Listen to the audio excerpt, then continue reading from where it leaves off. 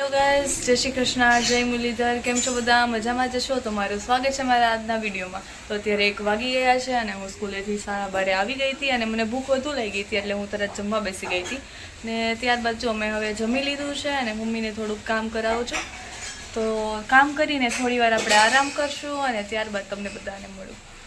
તો hello guys, અત્યારે જો ઉઠી ગઈ છું અને મમ્મીની તબિયત થોડી ખરાબ હતી એટલે રિપોર્ટ કરાવવા આપ્યું હતું. તો રિપોર્ટ કરાવીને આવી ગયો છે અને એમાં મમ્મીને ટાઇફોઇડ આવ્યો છે. તો પપ્પા બસ થોડી વારમાં આવે છે ને ત્યાં મમ્મી તૈયાર થઈ જાય એટલે એ લોકો બોટલ ચડાવી આવે દવાખાને અને થોડી દવા આપી છે એ ચાલુ રાખવાની કીધી છે અને બોટલ ચડાવવા જવાના કીધા છે. તો બસ હવે થોડી વારમાં પપ્પા આવે એટલે મમ્મી બોટલ ચડાવી આવે દવાખાને જઈને. તો આપણે થોડું ઘણું કામ બાકી છે એ પૂરું કરી દઈએ. બન્યા રહેજો મારા બ્લોગમાં. ગાઈસ, તો અત્યારે જો અમારા ફિયાની તબિયત ખરાબ હતી તો અમે ફિયાના ઘરે એની ખબર કાઢવા આવ્યા છીએ અને ફિયા અને નિમ્બાએ અમને અહીંયા રોકી દીધા છે. તો બધા જમવા રોકાણા હતા અને બધી લેડીઝે જમી લીધું છે અને પપ્પાને બધા થોડા લેટ આવશે તો એ ત્યારે જમશે. અને બસ જો બધા બેઠા બેઠા અત્યારે વાતો કરે છે ને તો મેં જોયા ફોટો તો હું પૂછું છું નિમ્બાને કે નિમ્બા તમને આ હતા ત્યારનું બધું યાદ છે? કઈ રીતે રહેતા ની બધું?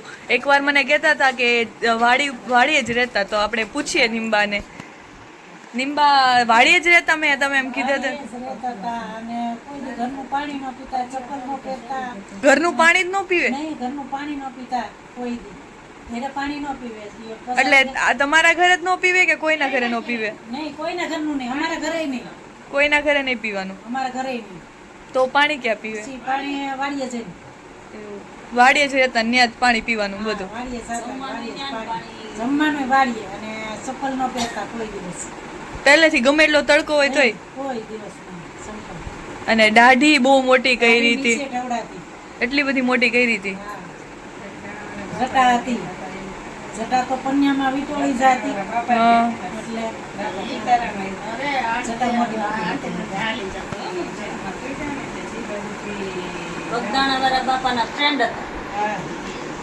તો ગાઈઝ, આ બાપુ છે ને એ બગદાણાવાળા બાપુના ફ્રેન્ડ હતા, બાલા બાપુ. તો ઇતિહાસ તો બહુ સારો છે. અમારા ફિયાના સસરા છે.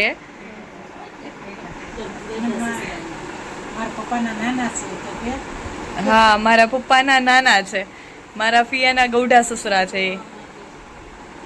તો એ ગમે ત્યાં જાતા તો ગાડીમાં કે હાલીને? ગાડીમાં જાય પણ બગદાણા હાલીને જતા. હાલીને? ચપ્પલ વગરના તડકામાં હાલીને જતા?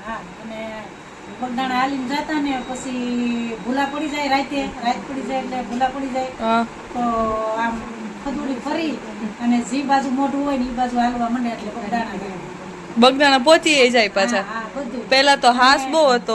ઈ મને કેતા હોતે, અમને બધું કેતા કે છોકરાને બધું કહી તો છોકરાને ખબર હોય ને, નકર છોકરાને શું ખબર પડે. એટલે બધું કેતા. મને તો એમ જ કેતા કે મારી મોટી ભાઈ છે ને બધું. તો ગાઈસ, પહેલા છે ને બધું સચ્ચાઈ ને એવું બધું હતું. અત્યારે એવું કાંઈ નથી. પહેલા બધું રિયલ સ્ટોરી છે જે બની ગયેલું છે એ. અને પહેલા છે ને ચપ્પલ નો પહેરતા ને તડકામાં ગમે ત્યાં જાતા એ. અને બગદાણા એટલે દર વખતે જવાનું જ તે.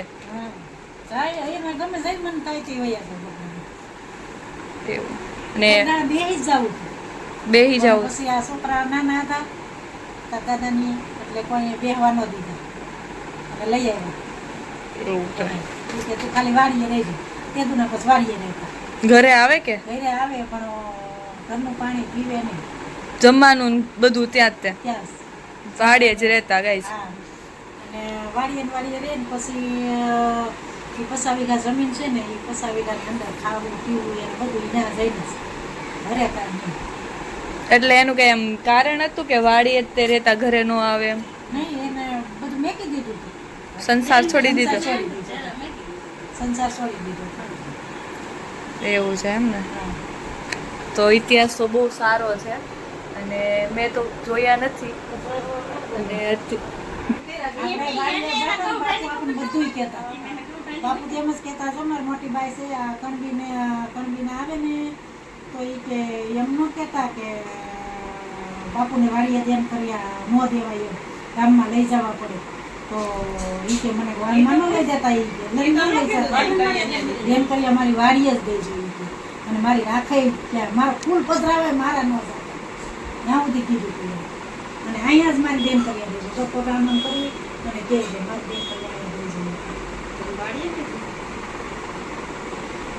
મારા સંદીપ માંદો પડી ગયો હતો ને તો એ આસકી આવતી સંદીપની પછી પાણી મંત્રીને પાયું ને તો કોઈના ખોરામાં હતો બાના ખોરામાં હતો સંસારીને છોડી દીધો હતો એટલે કે મારે તું નિર્માણ ખોરામ દે કે એ દીકરી છે એને એના ખોરામાં ખાઈ દે તાર ખોરામાં નહીં ખાઈ બાના ખોરામાં પાણી નહીં ખાય મારા ખોરામ લઈને પછી પાણી મંત્રી પાયું તાર આસકી ગઈ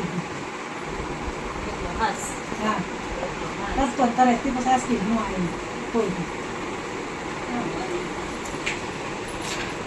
તો હવે અક્ષુભાઈ આવી ગયા છે ઘરે.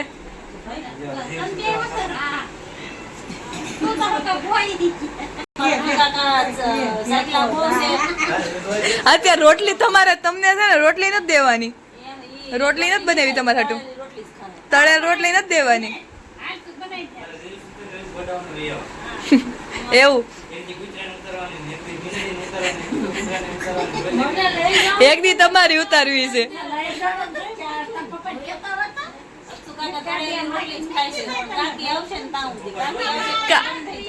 કાકી આવશે ને ત્યાં સુધી તળેલી એમ નહીં, કાકી નો આવે ને ત્યાં સુધી ખાઈ લ્યો તળેલ રોટલી. કાકી આવે નો આવે ને ત્યાં સુધી તળેલ રોટલી ખાઈ લ્યો, પછી નહીં મળે એમ. તળેલ રોટલી નો આપે પછી બીજું જ બનાવશે તમારે હાટું. કોણ સ્પેશિયલ બનાવે એમ નહીં, કરાર કરીને લાવવાનું છે. તળેલ રોટલી બનાવી દે તો જ લઈ આવી.